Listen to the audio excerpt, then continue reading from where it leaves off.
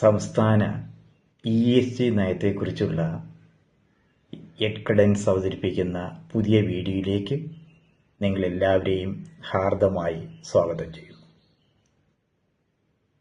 ഇന്ത്യയിൽ ആദ്യമായാണ് ഒരു സംസ്ഥാന സർക്കാർ ESG നയം ആവിഷ്കരിക്കുന്നത്, നടപ്പിലാക്കാൻ പോകുന്നത്.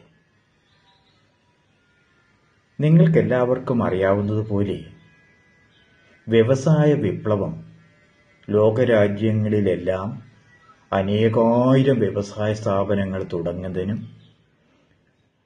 പതിനായിരക്കണക്കിന് ഉൽപ്പന്നങ്ങൾ ഉണ്ടാക്കുന്നതിനും കോടിക്കണക്കിന് ആൾക്കാർക്ക് തൊഴിൽ ലഭിക്കുന്നതിനും കാരണമായിട്ടുണ്ട്.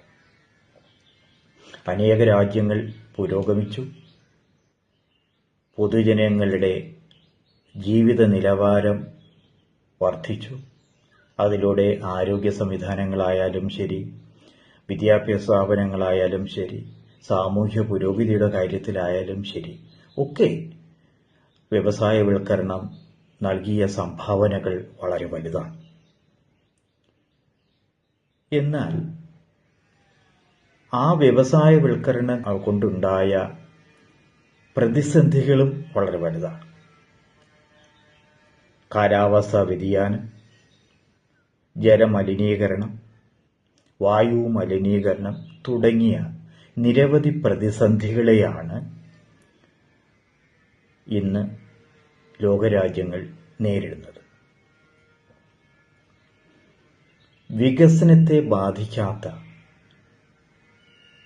വികസനം ഒരു രീതിയിലും പരിസ്ഥിതിയെ ദോഷം ചെയ്യാത്ത, സമൂഹത്തെ ദോഷം ചെയ്യാത്ത ഒരു നയമാണ് ESG നയമെന്ന് നമുക്ക് പൊതുവെ പറയാം.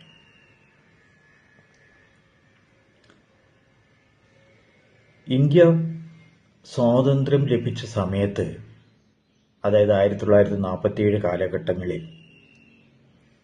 വ്യവസായവൽക്കരണം കൊണ്ടുണ്ടാകുന്ന ദോഷങ്ങളെ എങ്ങനെ നേരിടുമെന്ന് എന്നുള്ളതിനെക്കുറിച്ച് വ്യക്തമായ ധാരണയോ അതിന് ആവശ്യമായ അടിസ്ഥാന സൗകര്യങ്ങളോ ഇന്ത്യയിൽ ഉണ്ടായിരുന്നില്ല. എന്നാൽ ഇന്ന് അതല്ല സ്ഥിതി. ലോകരാജ്യങ്ങളിലെല്ലാം പരിസ്ഥിതി പ്രവർത്തകരുടെ ശ്രമഫലമായും ഐക്യരാഷ്ട്രസഭയുടെ ഇടപെടലുകളും കാരണം പരിസ്ഥിതി സംരക്ഷണം ഇന്ന് ഒരു ഭരണഘടനാ ഉത്തരവാദിത്തമായി മാറിയിട്ടുണ്ട്. ഇന്ത്യയിൽ 2021 കാലം മുതൽ തന്നെ പലവിധ ശ്രമങ്ങളും ESG നടപ്പിലാക്കുന്നതിന് വേണ്ടി ഇന്ത്യ ഗവൺമെന്റ് പല പദ്ധതികളും ആവിഷ്കരിച്ച് നടപ്പിലാക്കിക്കൊണ്ടിരിക്കുകയാണ്.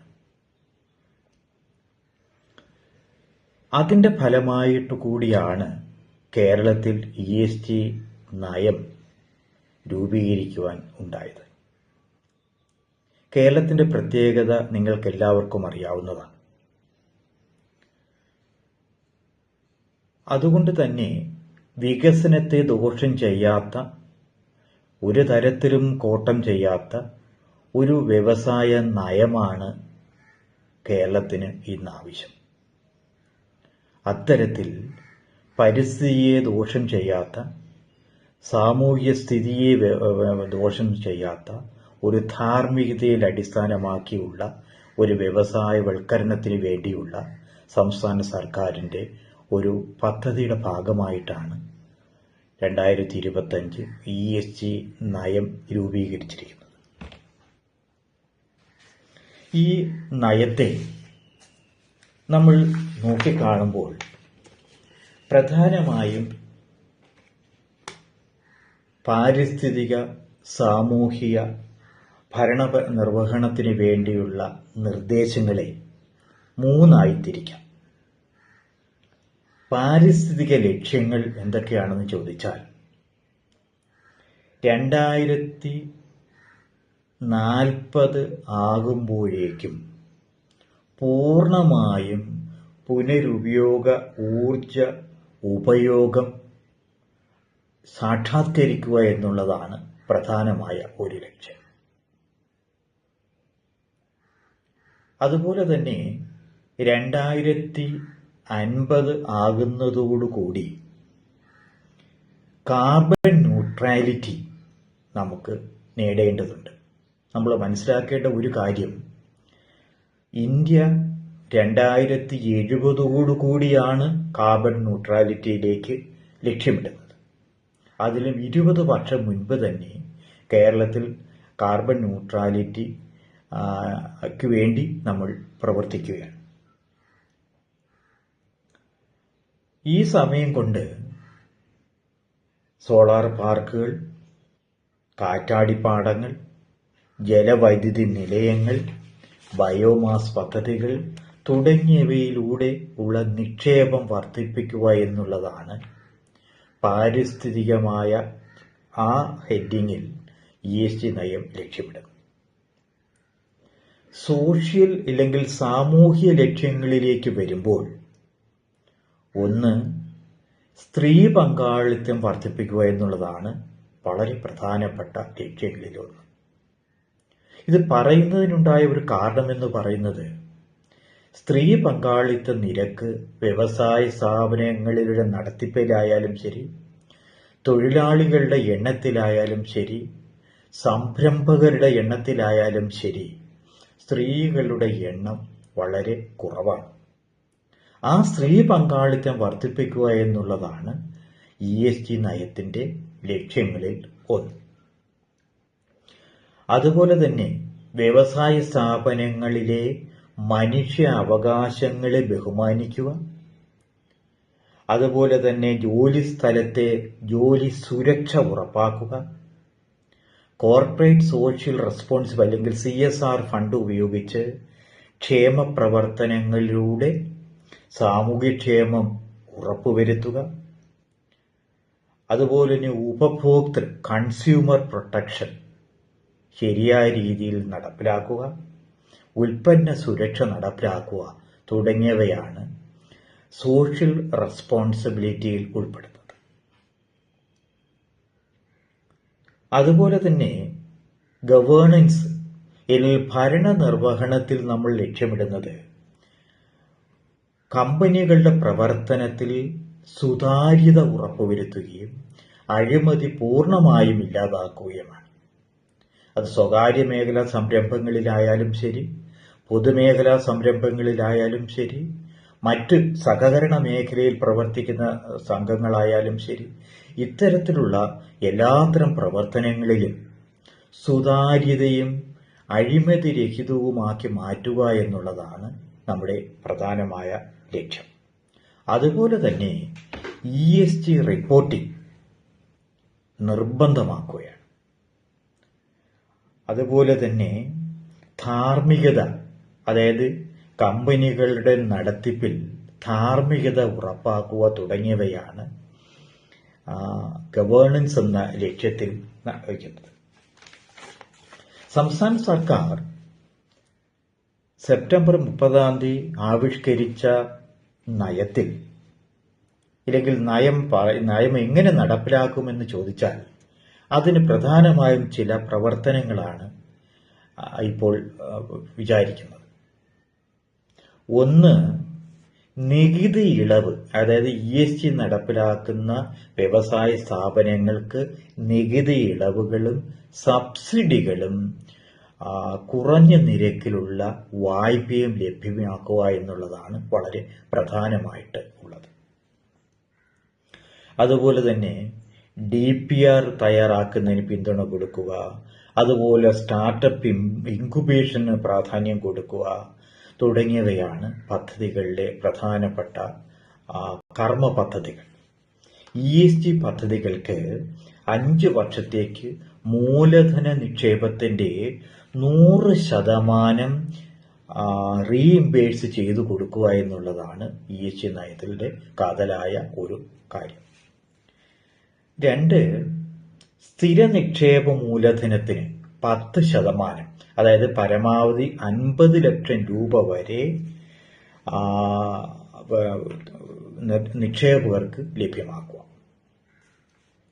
അതുപോലെ തന്നെ യന്ത്ര സാമഗ്രികൾക്കും സാങ്കേതിക വിദ്യകൾക്കും Kerala state industrial development corporation മുഖേന കുറഞ്ഞ നിരക്കിൽ വായ്പ ലഭ്യമാക്കുക.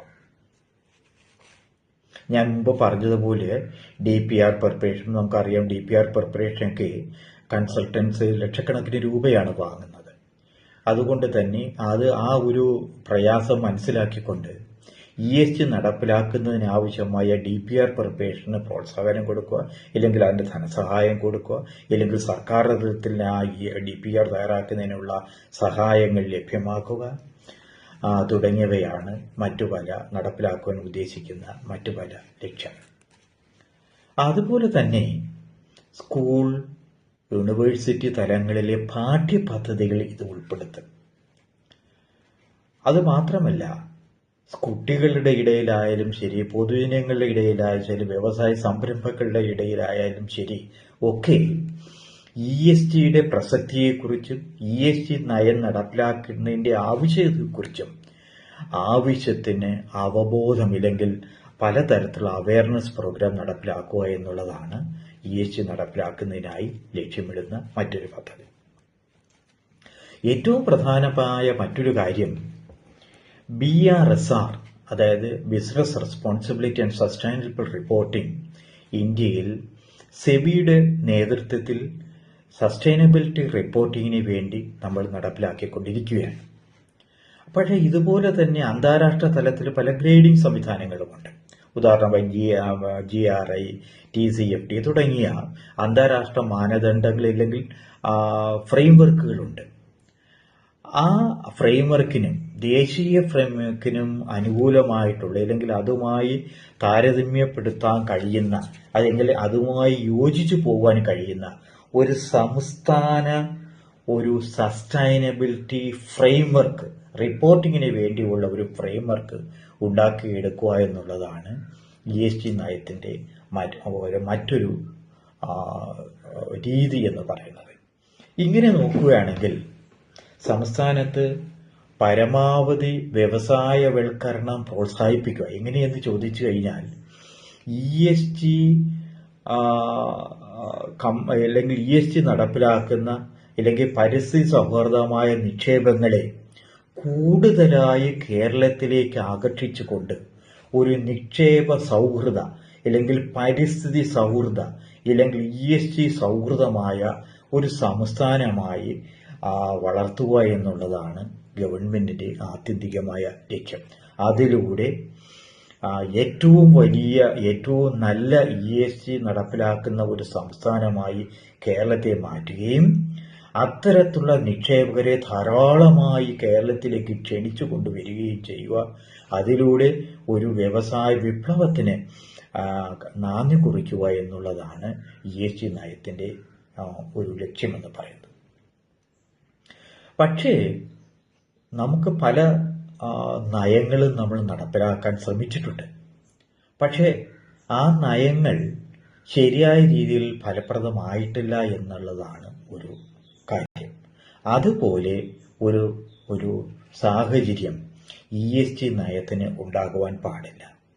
സംസ്ഥാന സർക്കാരിൻ്റെയും മറ്റ് രാഷ്ട്രീയ കക്ഷികളുടെയും തൊഴിലാളി സംഘടനകളുടെയും വ്യവസായ സംരംഭങ്ങളുടെയും കൂട്ടായ ശ്രമങ്ങൾ നടത്തിയാൽ മാത്രമേ ഒരു പരിസ്ഥിതി സൗഹാർദ്ദ, സാമൂഹ്യ സൗഹൃദമായിട്ടുള്ള, അല്ലെങ്കിൽ ഭരണ നിർവഹണത്തിന് വേണ്ടി കാര്യക്ഷമമായിട്ടുള്ള ഒരു ESG വ്യവസായ നയം കേരളത്തിൽ നടപ്പിലാക്കുവാൻ കഴിയത്തുള്ളൂ. അതിന് എല്ലാവരുടെയും ശ്രമങ്ങൾ അത്യന്താപേക്ഷിതമാണ്.